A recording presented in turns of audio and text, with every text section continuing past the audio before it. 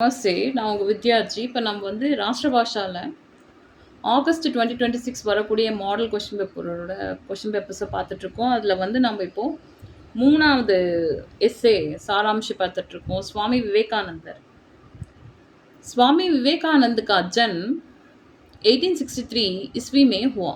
स्वामी विवेकानंद பிறந்தது வந்து 1863ல. बचपन में उनका नाम नरेंद्रनाथ था. சின்ன வயசுல அவரோட பேர் வந்து நரேந்திரநாத்.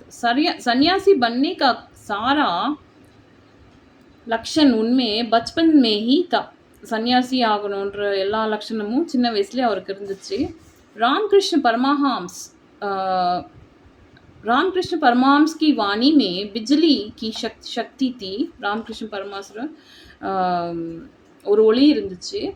पहली मुलाकात में ही उन्होंने अपना शिष्य स्वामी विवेकानंद का मन जीत लिया था. फर्स्ट टाइम பார்க்கும்போது தன்னோட சிஷ்யனோட स्वामी विवेकानंदரோட मनसे ஜெயிச்சிட்டாரு. सन्यासी बनने की अपनी इच्छा विवेकानंद में परमहंस ने मिलने के बाद निरंतर बढ़ने लगी.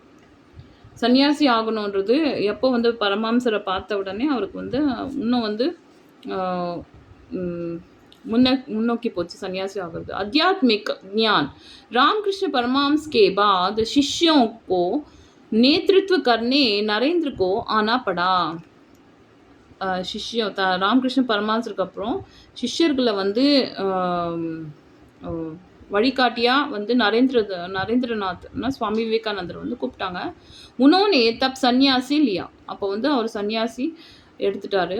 अपना नाम विवेकानंद बना दिया. அவரோட பேர் வந்து விவேகானந்தரா மாத்திக்கிட்டாரு. ज्ञान की प्राप्ति के लिए वे हिमालय की ओर गए. ஞானம் அடையிறதுக்காக அவர் வந்து हिमालय நோக்கி போனாரு.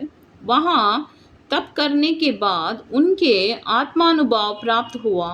அவங்களுக்கு வந்து தவம் பண்ண பிறகு அங்க வந்து ஆத்மானுபவம் सेल्फ साल्वेशन கிடைச்சது. भारत में वे भाईचारे के भाव का प्रचार किया. இந்தியாவில் வந்து பிரதர்ஹுட் வந்து ஃபாலோ இது பிரச்சாரம் பண்ணாரு. स्वामी विवेकानंद भारत का नहीं विश्व भर के लिए महान पुत्र साबित हुए. स्वामी विवेकानंदर இந்தியாவுக்கு மட்டும்தான் இல்லை, உலகம் பூராவே ஒரு என்ன சொல்லுவோம் ஃபேமஸ் புத்ரு, महान पुत्र साबित हुए. फेमस सन्ना வந்து நிரூபிச்சாருன்றாங்க. स्वामी विवेकानंद के शब्दों में भारतीय कहने की गर्व का अनुभव था. இந்தியனா சொல்றதுக்கு கர்வமா இருந்துச்சுன்றாங்க.